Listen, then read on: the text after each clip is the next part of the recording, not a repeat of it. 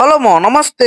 ఈ కాలం ఎలా అయిపోయిందని నేనైతే అసలు అనుకోలేదు. ఇది పిండి తీసుకొని అయితే మనం పెద్ద కాలువకి అయితే వచ్చాం. ఇదైతే పొంగి పొర్లుతుంది అనమాట. మీకు ఫస్ట్ చూపించిన కాలువ ఏదని మీరు అనుకుంటే మనం ఫస్ట్ లో తుక్కు రేగొట్టాము కొరమేనుల్ని, అదే కాలువ అనమాట. ఇంకా అక్కడైతే పిండికి మనకేం పడలేదు.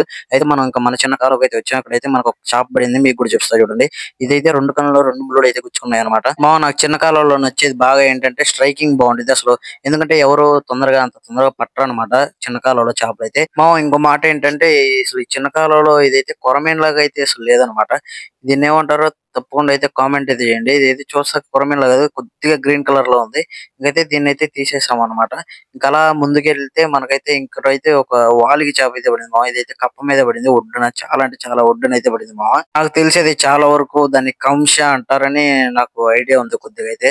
మీరేమంటారో తప్పకుండా అయితే కామెంట్ అయితే చేయండి. ఇంక ఈ వాలికి చేప చూడటానికి చాలా చిన్నగా ఉండేది, కానీ దీని నోట్లో అయితే కేజీ చేప అయినా దూరేంత నోరు అయితే ఉండేది దీనికి పావు కిలో సైజు ఉన్నా కూడా.